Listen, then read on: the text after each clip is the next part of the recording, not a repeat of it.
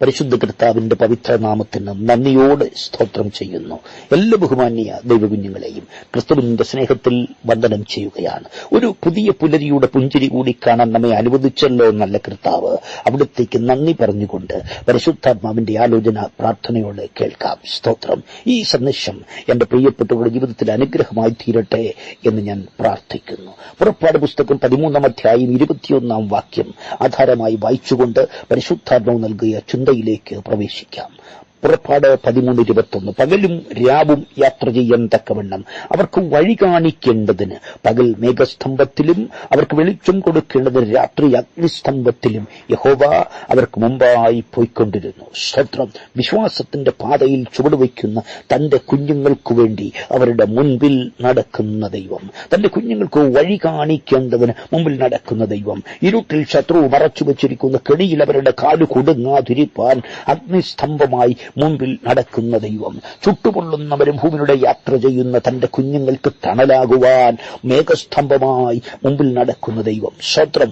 ഒന്ന് വഴി കാണിക്കാൻ വേണ്ടി തന്റെ കുഞ്ഞുങ്ങളുടെ മുമ്പിൽ നടക്കുന്ന ദൈവം. എന്റെ പ്രിയപ്പെട്ടവരെ, ഇസ്രായേൽ ജനത്തെ മിസ്രയീമിലേക്ക് കൊണ്ടുപോകുവാൻ, മിസ്രയീമിൽ നിന്ന് വാഗ്ദത്തദേശത്തേക്ക് കൊണ്ടുപോകാൻ വേണ്ടി നേതാവായി മുന്നിൽ ദൈവം തെരഞ്ഞെടുത്ത് നിർത്തിയത് മോശയാണ്. സ്തോത്രം. മോശയെ സംബന്ധിച്ചിടത്തോളം മരുഭൂമിയെക്കുറിച്ച് നല്ല അറിവുള്ളവനാണ്. മിദ്യാനിലെ മരുഭൂമിയിൽ ആടുമേയിച്ചുകൊണ്ട് 1-2 40 കൊല്ലം നടന്ന മോശയ്ക്ക് മരുഭൂമിയിലെ യാത്രയെപ്പറ്റി നല്ല ധാരണയുണ്ട്.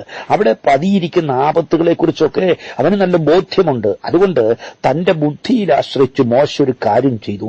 അളിയനായ ഹോബാബിനെ വഴി കാണിക്കാൻ വേണ്ടി സഹായത്തിന് വിളിച്ചു. സംഖ്യാപുസ്തകത്തിൽ അത് കാണാം. 10-ാം അധ്യായം 31-ാമത് വാക്യം. ഞങ്ങളെ വിട്ടു പോകരുതേ, മരുഭൂമിയിൽ ഞങ്ങൾ പാളയം ഇറങ്ങേണ്ടത് എങ്ങനെയെന്ന് നീ അറിയുന്നു.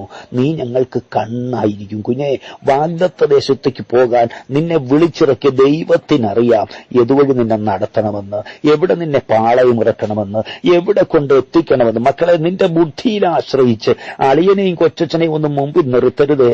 വിളിച്ചിറക്കിയവൻ വഴി കാണിച്ചുകൊണ്ട് നിനക്ക് മുമ്പിൽ നടക്കും. പലരുടെയും പരാജയത്തിന്റെ പ്രധാന കാരണം ഇതൊക്കെ തന്നെയാ. ദൈവം മുമ്പിൽ നടക്കാൻ ആഗ്രഹിക്കുമ്പോൾ കഴിവുണ്ട്, പ്രാപ്തിയുണ്ട്, അറിവുണ്ട്, പണമുണ്ടെന്ന് കരുതി അവൻ ദൈവത്തിന് പകരം ചിലരെയൊക്കെ മുമ്പിൽ നിർത്തും. കുഞ്ഞെ, നിനക്ക് ജയകരമായ ക്രിസ്തീയ ജീവിതം നയിക്കാൻ ആഗ്രഹമുണ്ടോ? അളിയനെയല്ല, കൊച്ചച്ഛനെയല്ല, സായിപ്പിനെയല്ല, ദൈവത്തെ മുമ്പിൽ നടക്കുവാൻ അനുവദിക്കുക. ദൈവത്തിന് മഹത്വം. മോശ തന്റെ യുക്തിയിൽ വഴികാട്ടാൻ അളിയനെ വിളിച്ചപ്പോൾ തമ്പുരാൻ പറഞ്ഞു, കുഞ്ഞെ, പകലും രാവും വഴി കാണിക്കേണ്ടതിന് പകൽ മേഘസ്തംഭത്തിലും രാത്രി അഗ്നിസ്തംഭത്തിലും ഞാൻ നിനക്ക് മുമ്പായി നടക്കും. സ്തോത്രം. രാത്രിയിൽ വെളിച്ചം തരാൻ ഞാൻ നിനക്ക് മുമ്പായി നടക്കും. നിരാശയുടെ ഇരുൾ മൂടിയ സാഹചര്യത്തിലൂടെ കടന്നു പോകുമ്പോൾ തളർന്നു വീഴാതിരിക്കാൻ വെളിച്ചമായി നിനക്ക് മുമ്പിൽ നടക്കുന്ന കർത്താവ് ഇന്നും ജീവിക്കുന്നു. ഹല്ലേലൂയ. ജീവിത പ്രാരാബ്ദങ്ങളുടെ കൊടും ചൂടേറ്റു നീ തളരാതിരിക്കാൻ മേഘസ്തംഭമായി നിനക്ക് മുമ്പിൽ നടക്കുന്ന ദൈവം. പുറപ്പാട് 23:20-21 വാക്യം നോക്കൂ. ഇതാ, വഴിയിൽ നിന്നെ കാക്കേണ്ടതിനും ഞാൻ നിയമിച്ചിരിക്കുന്ന സ്ഥലത്തേക്ക് നിന്നെ കൊണ്ടുപോകേണ്ടതിനും ഞാനൊരു ദൂതനെ നിന്റെ മുമ്പിൽ അയക്കുന്നു. നീ അവനെ ശ്രദ്ധിച്ചവന്റെ വാക്ക് കേൾക്കണം. അവനോട് വിഘടിക്കരുത്. അവൻ നിങ്ങളുടെ അതിക്രമങ്ങളെ ക്ഷമിക്കയില്ല. എന്റെ നാമം അവനിലുണ്ട്. സ്വത്രം സ്വത്രം. എന്തിനാ ദൈവം മുമ്പിൽ നടക്കുന്നത്? ഒന്ന്, ശത്രു തകർക്കാതെ വഴിയിൽ നിന്നെ കാക്കേണ്ടതിന് ദൈവം മുമ്പിൽ നടക്കുന്നു. അത് മാത്രമല്ല, താൻ നിശ്ചയിച്ച സ്ഥലത്ത് നിന്നെ എത്തിക്കാൻ വേണ്ടി ദൈവം നിനക്ക് മുമ്പായി നടക്കുന്നു. എത്തേണ്ടടുത്ത് എത്തിക്കാതെ വഴിയിൽ ഒടുക്കിക്കളയുമെന്ന് ശത്രു വെല്ലുവിളിക്കുമ്പോൾ എത്തേണ്ടടുത്ത് തന്നെ നിന്നെ എത്തിക്കാൻ ദൈവം നിനക്ക് മുമ്പായി നടക്കുന്നു. മക്കളെ, അങ്ങനെയെങ്കിൽ കുഞ്ഞെ, നീ അളിയനെ മുമ്പ് നിർത്തേണ്ട കാര്യമില്ല. സ്വർഗം നിനക്ക് മുമ്പിൽ നടക്കും. ഇവിടെ പറയുന്നു, എന്റെ ദൂതനെ ഞാൻ നിന്റെ മുമ്പിൽ അയക്കും. സഹോദരങ്ങളെ, ഈ ദൂതന്റെ ഒരു പ്രത്യേകത നമുക്ക് 21-ാം വാക്യത്തിൽ അത് കാണാൻ കഴിയും. എന്താ? നമുക്ക് എന്റെ നാമം അവനിലുണ്ട്. എന്റെ നാമമുള്ള ദൂതൻ, ദൈവത്തിന്റെ നാമമുള്ള ദൂതൻ നിന്നെ വഴി നടത്തും. വഴി നിന്നെ കാത്തു സൂക്ഷിക്കും. ദൈവം നിശ്ചയിച്ച സ്ഥലത്ത് നിന്നെ എത്തിക്കും. ലക്ഷ്യത്തിലെത്താൻ അനുവദിക്കില്ലെന്ന് ഏതു ശത്രു വെല്ലുവിളിച്ചാലും ദൈവം നിശ്ചയിച്ച സ്ഥലത്ത് അവൻ നിന്നെ കൊണ്ടെത്തിക്കും. അതിനുവേണ്ടി ദൈവം തന്റെ നാമം വിളിച്ചിരിക്കുന്ന ഒരു ദൂതനെ നിന്റെ മുൻപിൽ അയക്കുന്നു. അല്ലെങ്കിൽ നോക്കൂ, ഈ ദൂതൻ നിന്റെ മുമ്പിൽ നടന്ന് എന്തെന്നാൽ വഴി നിന്നെ കാക്കും, രാത്രി വെളിച്ചം തരും, പകൽ തണൽ തരും, നിയമിച്ച സ്ഥലത്ത് നിന്നെ കൊണ്ടെത്തിക്കും. എവിടെങ്കിലും കൊണ്ടെത്തിക്കുകയല്ല, ദൈവം നിശ്ചയിച്ച സ്ഥലത്തു തന്നെ നിന്നെ എത്തിക്കും. പ്രിയ ദൈവജനമേ, നിങ്ങളെ വിളിച്ചിറക്കിയവൻ തകർക്കുന്ന രാജരാജനായി നിന്റെ മുൻപിലുണ്ട്. ദുർഘടങ്ങളെ നിരപ്പാക്കുവാൻ, താമ്രവാതിലുകളെ തകർക്കുവാൻ, ഇരുമ്പോടാമ്പലുകളെ ഖണ്ഡിക്കുവാൻ, വഴിയിൽ പതിയിരിക്കുന്ന അനർത്ഥങ്ങളിൽ കാൽ കുടുങ്ങാതെ നിന്നെ കാക്കുവാൻ ദൈവം നിനക്ക് മുമ്പായി കടന്നു പോകുന്നു. അങ്ങനെയെങ്കിൽ കുഞ്ഞെ, നിന്റെ ഭാവി ഇരുളടഞ്ഞതല്ല. തലമുറയുടെ ഭാവിയെക്കുറിച്ച് പരിതപിക്കേണ്ട കാര്യമില്ല. നിന്റെ മിനിസ്ട്രിയെക്കുറിച്ച് നിരാശപ്പെടേണ്ട കാര്യമില്ല. ബിസിനസ് എന്തായിത്തീരുമെന്ന ആകുല ചിന്തയുടെ കാര്യമില്ല കുഞ്ഞെ. നിനക്ക് വേണ്ടി സകലവും നിർവഹിക്കുന്ന ദൈവം നിനക്ക് മുമ്പായി നടക്കുന്നു. എന്റെ ദൂതൻ നിനക്ക് മുമ്പായി നടക്കും. മുമ്പിൽ നടക്കുന്ന ഈ ദൂതനെ ഒന്ന് ശ്രദ്ധിക്കൂ. ദൈവം പറയുന്നു, എന്റെ നാമം അവനിലുണ്ട്. ദൈവനാമമുള്ള ദൂതൻ അതാരാണ്? യോഹന്നാന്റെ സുവിശേഷം 17:12 നമ്മുടെ കർത്താവ് പറയുന്നുണ്ട് മറുപടി. അവരോടുകൂടെ ഇരുന്നപ്പോൾ ഞാൻ അവരെ നീ എനിക്കു തന്നിരിക്കുന്ന നിന്റെ നാമത്തിൽ കാത്തുകൊണ്ടു. നീ എനിക്കു തന്നിരിക്കുന്ന നിന്റെ നാമത്തിൽ കാത്തുകൊണ്ടു. ശേവത് വിശദീകരിക്കുന്നുണ്ട്. ശേപ്രവചനം 63:9 അവരുടെ കഷ്ടതയിലൊക്കെയും അവൻ കഷ്ടപ്പെട്ടു. അവന്റെ സന്മുഖദൂതൻ അവരെ രക്ഷിച്ചു. തന്റെ സ്നേഹത്തിലും കനിവിലും അവരെ വീണ്ടെടുത്തു. പുരാതന കാലത്തൊക്കെയും അവനവരെ ചുമന്നുകൊണ്ട് നടന്നു. ദൈവത്തിന് സ്തോത്രം. ദൈവനാമം വിളിച്ചിരിക്കുന്ന സന്മുഖദൂതൻ. അതേ പ്രിയപ്പെട്ടവരെ, പഴയ നിയമ ഇസ്രായേലിനെ എത്തേണ്ടിടത്തെത്തിക്കാൻ പകൽ മേഘസ്തംഭത്തിലും രാത്രി അഗ്നിസ്തംഭത്തിലും അവരുടെ മുമ്പിൽ നടന്ന സന്മുഖദൂതൻ മറ്റാരുമല്ല, കർത്താവായ യേശു ക്രിസ്തു തന്നെ. ഇതാ വഴിയിൽ നിന്നെ കാക്കേണ്ടതിനും ഞാൻ നിയമിച്ചിരിക്കുന്ന സ്ഥലത്തേക്ക് നിന്നെ കൊണ്ടുപോകേണ്ടതിനും ഞാൻ ഒരു ദൂതനെ നിന്റെ മുമ്പിൽ അയക്കുന്നു. നീ അവനെ ശ്രദ്ധിച്ചവന്റെ വാക്ക് കേൾക്കണം. അവനോട് വിഘടിക്കരുത്. അവൻ നിന്റെ അതിക്രമങ്ങളെ ക്ഷമിക്കത്തില്ല. അവൻ എന്റെ നാമം അവനിലുണ്ട്. പ്രിയ സഹോദര, നീ അവനെ ശ്രദ്ധിക്കണേ. അവന്റെ വാക്ക് കേൾക്കണേ. ദൈവനാമമുള്ള ക്രിസ്തു, അവനെ നീ ശ്രദ്ധിക്കണേ. അവനോട് വിഘടിക്കരുതേ. അങ്ങനെയെങ്കിൽ എന്തൊക്കെ പ്രതികൂലങ്ങൾ ഉണ്ടെങ്കിലും ദൈവം നിശ്ചയിച്ച സ്ഥലത്ത് അവൻ നിന്നെ കൊണ്ടെത്തിക്കും. ആമേൻ. ദൈവം നൽകിയ തലമുറ വിവാഹപ്രായത്തിൽ നിൽക്കുന്നു. പല ആലോചനകളും വരുന്നുണ്ട്. ഏതു തെരഞ്ഞെടുക്കണമെന്നറിയുന്നില്ല. ഏതാണ് ശരിയായ വഴിയെന്നറിയാതെ പതറി നിൽക്കുന്ന ജീവിതമേ, തെറ്റാത്ത തെരഞ്ഞെടുപ്പ് നടത്താനായി കർത്താവ് നിനക്ക് മുമ്പായി നടക്കും. നോക്കൂ, അബ്രഹാമിന്റെ സന്തതിയായ ഇസഹാക്കിന് ഒരു വധുവിനെ വേണം. തക്ക തുണയെ തെരഞ്ഞെടുക്കാൻ കാര്യസ്ഥനെ അയക്കുമ്പോൾ പറഞ്ഞൊരു വാക്ക് ശ്രദ്ധേയമാ. ഉൽപ്പത്തി 24:7 എന്റെ പിതൃഭവനത്തിൽ നിന്നും ജന്മദേശത്തു നിന്നും എന്നെ കൊണ്ടുവന്നവനും എന്നോട് അരുളി ചെയ്തവനും നിന്റെ സന്തതിക്ക് ഞാൻ ഈ ദേശം കൊടുക്കുമെന്ന് എന്നോട് സത്യം ചെയ്തവനുമായി സ്വർഗത്തിന്റെ ദൈവമായ യഹോവ എന്റെ മകന് വേണ്ടി ഒരു ഭാര്യയെ അവിടെ നിന്ന് കൊണ്ടുവരുവാൻ തക്കവണ്ണം നിനക്കു മുമ്പായി തന്റെ ദൂതനെ അയക്കും. സ്തോത്രം. പ്രാർത്ഥിക്കുന്ന പിതാവിന്റെ വിശ്വാസ പ്രഖ്യാപനമാ.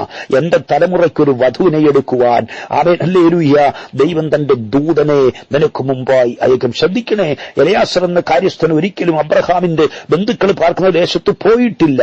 അവിടെ ആരെയും തനിക്ക് പരിചയമില്ല. വഴി അവൻ അറിയില്ല. എന്നാൽ വഴി തെറ്റാനുള്ള സാധ്യത വളരെയാണ്. ദൈവഹിതമല്ലാത്ത ബന്ധം അങ്ങനെ ഉണ്ടായേക്കാം. പക്ഷേ ഭക്തൻ വിശ്വാസത്തോടെ പറഞ്ഞു, സ്വർഗത്തിന്റെ ദൈവമായ യഹോവ എന്റെ മകന് വേണ്ടി ഒരു ഭാര്യയെ കൊണ്ടുവരുവാൻ തക്കവണ്ണം നിനക്ക് മുമ്പായി തന്റെ ദൂതനെ അയക്കും. എന്നിട്ട് അങ്ങനെ സംഭവിച്ചോ? 27-ാം വാക്യം നോക്ക്.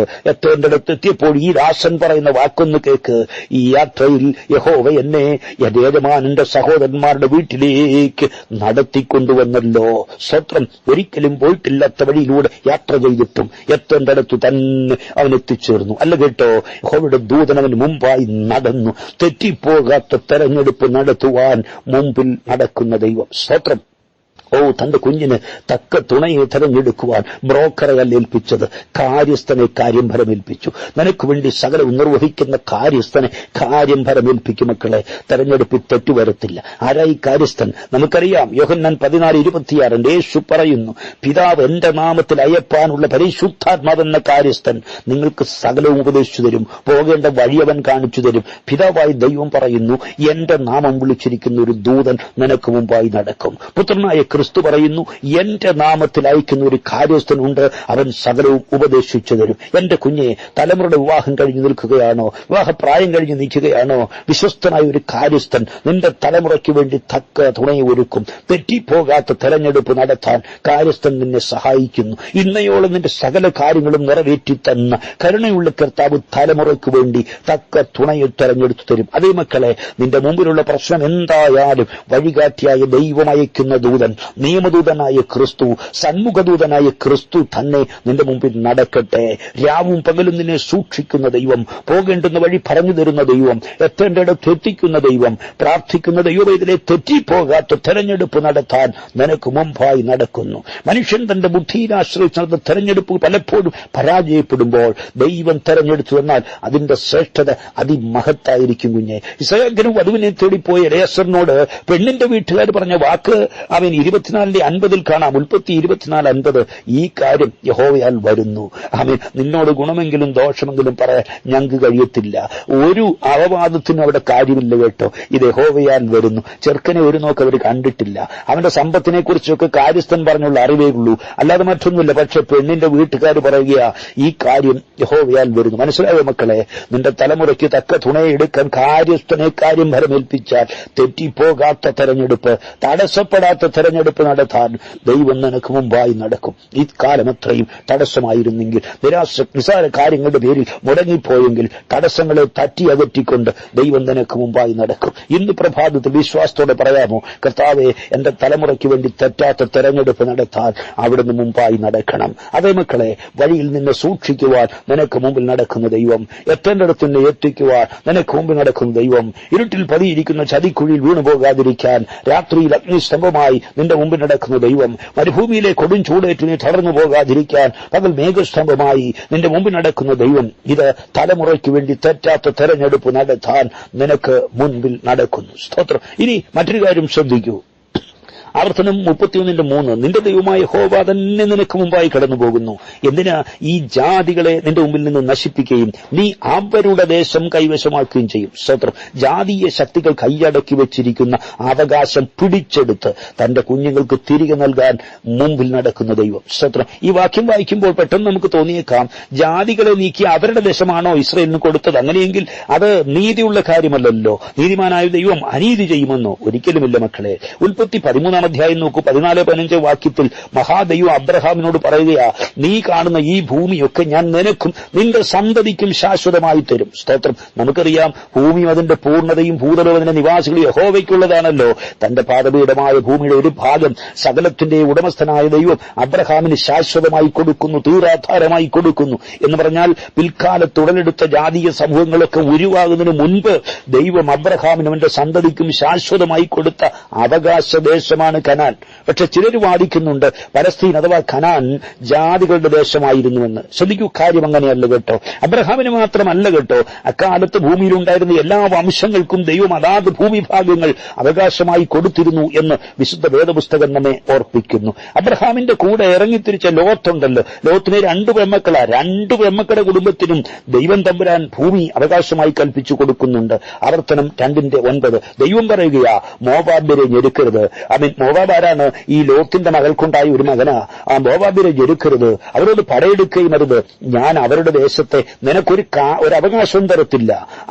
ദേശത്തെ ഞാൻ ലോത്തിന്റെ മക്കൾക്ക് അവകാശമായി കൊടുത്തു. അബ്രഹാമിന് മാത്രമല്ല, കൂടിറങ്ങിയ ലോത്തിന്റെ സന്തതിക്കും കൊടുത്തു. ലോത്തിന്റെ പെൺമക്കൾക്കുണ്ടായ 2 മക്കളാണ് മോവാബിരും അമ്മോന്യരും. നീ മോവാബിരെ ഞെരുക്കരുത്. അവരുടെ ദേശത്തൂടെ നിന്റെ അവകാശത്തേക്ക് പോകുമ്പോൾ അവരോട് പടയെടുക്കരുത്. ദേശത്തെ ഞാൻ ലോത്തിന്റെ മക്കൾക്ക് അവകാശമായി കൊടുത്തിരിക്കുകയാ. ഇനി 2:19 നോക്ക്. ആവർത്തനം 2:19. അമ്മോന്യരുടെ അടുത്ത് ചെല്ലുമ്പോൾ, ഇത് ലോത്തിന്റെ മറ്റൊരു മകനാണ്, മറ്റൊരു മകളുടെ മകനാണ്. അടുത്ത് ചെല്ലുമ്പോൾ അമ്മോന്യരുടെ അടുത്ത് ചെല്ലുമ്പോൾ അവരെ ഞെരുക്കരുത്, അവരോട് പടയെടുക്കരുത്. ഞാൻ അമ്മോന്യരുടെ ദേശത്ത് നിനക്ക് അവകാശം തരത്തില്ല, അത് ഞാൻ ലോത്തിന്റെ മക്കൾക്ക് അവകാശമായി കൊടുത്തിരിക്കുന്നു. വിളി കേട്ടിറങ്ങിയവന് മാത്രമല്ല മക്കളെ, കൂടിറങ്ങിയവന്റെ സന്തതിക്കും ദൈവം ഭൂമി ശാശ്വതാവകാശമായി അളന്നു തിരിച്ചു കൊടുത്തു. അതുപോലെ ഇസഹാക്കിന് മാത്രമല്ല, യാക്കോബിന് ഇസഹാക്കിന് മാത്രമല്ല കേട്ടോ, ഏശാവിനും ദൈവം കൊടുത്തു. നോക്ക്, ഇസഹാക്കിന്റെ മക്കളാണല്ലോ ഏശാവും യാക്കോബും. ഒരമ്മയുടെ ഉദരത്തിൽ ഉരുവായ 2 കുഞ്ഞുങ്ങൾ, ഏശാവും ഈ യാക്കോബും. അവർക്ക് 2 പേർക്കും കൊടുത്തു കേട്ടോ. ഒരമ്മയുടെ ഉദരത്തിൽ വളർന്ന 2 മക്കൾ. ഒരുത്തനെ തള്ളിക്കളഞ്ഞിട്ട് അവരിന് മാത്രം നന്മ കൊടുക്കാൻ നീതിയില്ലാത്തവനല്ല നമ്മുടെ ദൈവം. യാക്കോബിനും അവന്റെ സന്തതിക്കും കൊടുത്തതുപോലെ ഏശാവിനും അവന്റെ മക്കൾക്കും ദൈവം ഒരു ഭൂപ്രദേശം അളന്നു തിരിച്ചു കൊടുത്തിട്ടുണ്ട്. യോശുവയുടെ പുസ്തകത്തിൽ അത് കാണാം. 24:4. ഇസഹാക്കിന് ഞാൻ യാക്കോബിനെയും ഏശാവിനെയും കൊടുത്തു, ഏശാവിന് ഞാൻ സേയീർ പർവ്വതം അവകാശമായി കൊടുത്തു. എന്നാൽ യാക്കോബിന്റെ മക്കളും മിസ്രയീമിലേക്ക് പോയി. ഏശാവിന് സേയീർ പർവ്വതം ദൈവം അളന്നു കൊടുത്തതാ, അതാ അവന്റെ ദേശം. പക്ഷേ കനാൻ ദേശം കിട്ടിയവന്റെ സന്തതി മിസ്രയീമിൽ കഴിഞ്ഞ കാലത്ത്, അടിമകളായി കഴിഞ്ഞ കാലത്ത് ജാതീയ ശക്തികൾ ഇസ്രയേലിന്റെ അവകാശദേശം സ്വന്തമാക്കി അവിടെ കുടിയിരുന്നു. ദൈവം പറയുകയാണ്, ആ കുടിയിരിപ്പ് ശക്തികളെ പുറത്താക്കാൻ നിനക്ക് കഴിയത്തില്ല, എന്നാൽ ഞാൻ നിനക്ക് മുമ്പായി പുറപ്പെടും. നിന്റെ നന്മ കൈയടക്കി വെച്ചിരിക്കുന്ന ശക്തികളെ പുറത്താക്കി വാഗ്ദത്തം നിന്റെ കയ്യിൽ തിരിച്ചേൽപ്പിക്കും. അതേ പ്രിയപ്പെട്ടവരെ, ദൈവം അനീതിയുടെ ദൈവമല്ല. യാക്കോബിന്റെ മക്കൾക്ക് ദൈവം അനുവദിച്ചു കൊടുത്ത ദേശം കൈവശമാക്കി അതിൽ കുടിയിരുന്ന 7 മഹാജാതികളെയും അവരുടെ 31 രാജാക്കന്മാരെയും തുടച്ചു മാറ്റിക്കൊണ്ട് ദൈവം തന്റെ കുഞ്ഞുങ്ങളുടെ അവകാശം വീണ്ടെടുത്തു കൊടുത്തു. ഇസ്രയേൽ ജനത്തെ ദൈവം മിസ്രയീമിൽ നിന്ന് പുറപ്പെടുവിക്കുമ്പോൾ കൊടുത്ത നിർദ്ദേശമൊന്ന് ശ്രദ്ധിച്ചാട്ട് ആവർത്തനം 2:4 കാണാം. സെയീരിൽ കുടിയിരിക്കുന്ന ഏശാവിന്റെ മക്കളായ നിങ്ങളുടെ സഹോദരന്മാരുടെ അതിൽ കൂടെ നിങ്ങൾ കടക്കാൻ പോകുകയാ. അവർ നിങ്ങളെ പേടിക്കും. ആകയാൽ ഏറ്റവും സൂക്ഷിച്ചുകൊള്ളണം. നിങ്ങളവരോട് പടയെടുക്കരുത്. അവരുടെ ദേശത്ത് ഞാൻ നിങ്ങൾക്ക് കാല് വയ്ക്കാൻ പോലും ഇടം തരത്തില്ല. സെയീർ പർവ്വതം ഞാൻ ഏശാവിന് അവകാശമായി കൊടുത്തിരിക്കുകയാ. ഇസ്രായേലേ, നിനക്ക് അവകാശദേശിക്ക് പോകണമെങ്കിൽ ഈ കാദേശ് ബർന്നയോട് ചേർന്ന് കിടക്കുന്ന സെയീർ പർവ്വതത്തിന്റെ അതിലൂടെ മാത്രമേ വഴിയുള്ളൂ. അതിലെ പൊയ്ക്കോ. പക്ഷേ അവന്റെ ദേശത്ത് കാലുകുത്താൻ പോലും ഞാൻ നിനക്ക് സ്ഥലം തരത്തില്ല. സെയീർ പർവ്വതം ഞാൻ ഏശാവിന്റെ മക്കൾക്ക് കൊടുത്തിരിക്കുന്നത്. ദൈവത്തിന് സ്തോത്രം. വീണ്ടെടുക്കപ്പെട്ട ദൈവവൈതലെ, കനാൻ ദേശത്തിലേക്ക് പോകാൻ വേണ്ടി അതിനെ വിളിച്ചത്. പക്ഷെ ഏശാവിന്റെ അതിലൂടെ പോകേണ്ടി വരുമ്പോൾ പഴയ ബന്ധം വെച്ചുകൊണ്ട് ദൈവമില്ലാത്തവരുമായി സംബന്ധം കൂടരുത് കേട്ടോ. അവൻ കെട്ടുമുറുക്കിനൊന്നും നീ പോകരുത് കേട്ടോ. പണ്ട് യബ്ബോക്ക് കടന്നപ്പോൾ ഏശാവ് അനുജനായി യാക്കോബിനെ കെട്ടിപ്പിടിച്ച് ഉമ്പനം ചെയ്ത ചരിത്രമൊക്കെ ഉണ്ട്. ആ ബന്ധത്തിന്റെ പേരിൽ ഇണയില്ലാപ്പണ കൂടാൻ പോകരുത്. കനാനിലേക്ക് പോകാൻ ഇറങ്ങിത്തിരിച്ച ദൈവവൈതലെ, ഏശാവ് സഹോദരനാണെങ്കിലും ദൈവമില്ലാത്തവരുമായി ഇഴുകിച്ചേർന്നാൽ അത് നിന്നെ അശുദ്ധിയിലേക്ക് വലിച്ചു കൊണ്ടുപോകും. അക്കാര്യം മറക്കരുത്. പഴയ നിയമത്തിലായാലും പുതിയ നിയമത്തിലായാലും കൃപയിൽ വന്നവൻ വേർപാട് പാലിക്കണം, വിശുദ്ധി സൂക്ഷിക്കണം. കാരണം നിന്റെ ദൈവമായ യഹോവ ദഹിപ്പിക്കുന്ന അഗ്നിയായി നിനക്ക് മുമ്പായി കടന്നുപോകുന്നു. ലോത്തിന്റെ ജീവിതത്തിൽ തെറ്റു വന്നിട്ടുണ്ടെങ്കിലും വിളി കേട്ടിറങ്ങിയവന്റെ പുറകെ പോന്നതല്ലേ, അവന്റെ മക്കളെയും ദൈവം കൈവിട്ടില്ല. ഹല്ലേലൂയ. ആവർത്തനം 2:9 ലോത്തിന്റെ മക്കൾക്ക് 6 ദേശത്തെ ഞാൻ അവകാശമായി കൊടുത്തിരിക്കുന്നു. അവൻ ഒരിക്കൽ അവൻ യേശാവ് നെഞ്ചുരുകി കരഞ്ഞുകൊണ്ട് അപ്പനോടൊരു ചോദ്യം ചോദിച്ചു. ഉൽപ്പത്തി 27:38 അവൻ താൻ ചോദിക്കുകയാണ്, അപ്പാ എന്നെയും കൂടെ അനുഗ്രഹിക്കണേ. നിനക്കൊരു അനുഗ്രഹം മാത്രമേ ഉള്ളപ്പാ, എന്നെയും കൂടെ അനുഗ്രഹിക്കണേ. ഏശാവ് നെഞ്ചുപൊട്ടി ചോദിക്കുമ്പോൾ, ഉണ്ട് മക്കളെ, ഞാൻ നിനക്കൂടെ അനുഗ്രഹം തരാമെന്ന് പറയാൻ അപ്പന്റെ കയ്യിലില്ല. ഒന്നുമില്ലാതിരിക്കുമ്പോൾ സ്വർഗത്തിലെ അപ്പൻ ഏശാവിന്റെ മക്കൾക്ക് സേയീർ പർവ്വതം ശാശ്വതാവകാശമായി കൊടുത്തു. മക്കളെ, നിന്നെ ജനിപ്പിച്ച പിതാവിന്റെ കയ്യിൽ നിനക്ക് തരാൻ ഒന്നുമില്ലെങ്കിലും ഭയപ്പെടരുത്. സ്വർഗീയ പിതാവ് നിന്നെ കൈവിടത്തില്ല. ദൈവം ഇസ്രായേൽ ജനതയോട് പറയുകയാണ്, ഞാൻ നിങ്ങൾക്ക് കനാൻ ദേശം അവകാശമായി തന്നതാണ്. അതുപോലെ തന്നെ ലോത്തിന്റെ മക്കൾക്ക് അവകാശം കൊടുത്തിട്ടുണ്ട്. അവരെ ഞെരുക്കരുത്. ഏശാവിന്റെ മക്കൾക്ക് ഞാൻ അവകാശദേശം കൊടുത്തിട്ടുണ്ട്. അവരോട് പടയെടുക്കരുത്. മോവാബ്യർക്ക് ഞാൻ അവകാശം കൊടുത്തിട്ടുണ്ട്. അമ്മോന്യർക്ക് ഞാൻ അവകാശം കൊടുത്തിട്ടുണ്ട്. അവരുടെ അതിൽ കൂടി നീ പോകുമ്പോൾ അവരോട് പടയെടുക്കരുത്. കരുത്തുണ്ടെന്ന് പറഞ്ഞ അഹങ്കാരം കാണിക്കരുത്. ഇസ്രായേലിൽ നിന്ന് കിട്ടിയ വലിയ സമ്പത്തൊക്കെ നിന്റെ കയ്യിലുണ്ട്, അതിന്റെ ധാർഷ്ട്യം അവരോട് കാണിക്കരുത്. അവിടെ കാല് കുത്താൻ പോലും ഞാൻ നിനക്ക് അവകാശം തരത്തില്ല. അതേ പ്രിയപ്പെട്ടവരെ, നമ്മുടെ ദൈവം നീതിയുള്ളവരാണ്. 430 വർഷം കൊണ്ട് വാഗ്ദത്ത ദേശം 7 ജാതികൾ അവകാശമാക്കി. എന്നാൽ ഇസ്രായേലിനെ അവരുടെ അവകാശത്തിലേക്ക് ദൈവം തിരിച്ചു കൊണ്ടുവന്നപ്പോൾ കയ്യേറ്റക്കാരെ ഒഴിപ്പിക്കേണ്ട ചുമതലയും ശാശ്വതാവകാശം എഴുതിക്കൊടുത്ത ഉത്തരവാദിയായ ദൈവത്തിനുണ്ട്. സ്തോത്രം. യോശുവയുടെ പുസ്തകം 10:14 പറയുന്നു, യഹോവ തന്നെയായിരുന്നു ഇസ്രായേലിനു വേണ്ടി യുദ്ധം ചെയ്തത്. എന്താ അങ്ങനെ പറയാൻ കാരണം? ആരെങ്കിലും തന്റെ വസ്തു ഒരാൾക്ക് തീറാധാരം കൊടുത്താൽ, ശാശ്വതാവകാശമായി കൊടുത്താൽ, ഭാവിയിൽ അതിന്മേൽ മറ്റാരെങ്കിലും അവകാശവാദം ഉന്നയിച്ചാൽ അവരെ മാറ്റേണ്ട ഉത്തരവാദിത്വവും അവകാശം എഴുതിക്കൊടുത്ത വ്യക്തിയുടേതാണ്.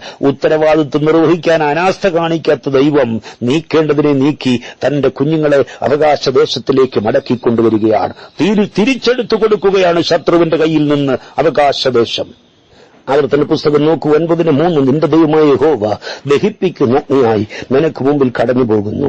ആമേൻ. ദഹിപ്പിക്കുന്ന അഗ്നിയായി. എന്തിനാണ്? നിന്റെ അവകാശം കൈവശമാക്കി വെച്ചിരിക്കുന്നതിനെ ദഹിപ്പിക്കുവാൻ സ്വർഗത്തിലെ ദൈവം ദഹിപ്പിക്കുന്ന അഗ്നിയായി നിന്റെ മുൻപിൽ കടന്നു പോകുകയാ. യേശുവിന്റെ നാമത്തിൽ വിശ്വസിക്കുന്ന ദൈവവൈതലേ, അങ്ങനെ സംഭവിക്കുകയാണ്. യെശയ്യാപ്രവാചകന്റെ പുസ്തകം 10:14 എഴുതിയിരിക്കുന്നു, പരിശുദ്ധാത്മാവ് ഉറപ്പു തരികയാ, ഇസ്രായേലിന്റെ വെളിച്ചമൊരു തീയായും അവന്റെ പരിശുദ്ധനൊരു ജ്വാലയായും ഇരിക്കും. അത് കത്തി ഒറ്റ ദിവസം കൊണ്ട് അവന്റെ മുള്ളും പറക്കാരെയും ദഹിപ്പിച്ചു കളയും. പ്രാർത്ഥിക്കേണ്ട യുവതിലെ നീ ഒത്തിരി ഒന്നും കാത്തിരിക്കേണ്ട. ഒറ്റ ദിവസം കൊണ്ട് ശത്രു നിന്റെ ജീവിതത്തിൽ വിതച്ച മുള്ളും പറക്കാരെയും ദഹിപ്പിച്ചു കളയാൻ ഇസ്രായേലിന്റെ പരിശുദ്ധൻ ഒരു തീയായി ജ്വാലയായി നിന്റെ മുമ്പിൽ പുറപ്പെട്ടിട്ടുണ്ട്.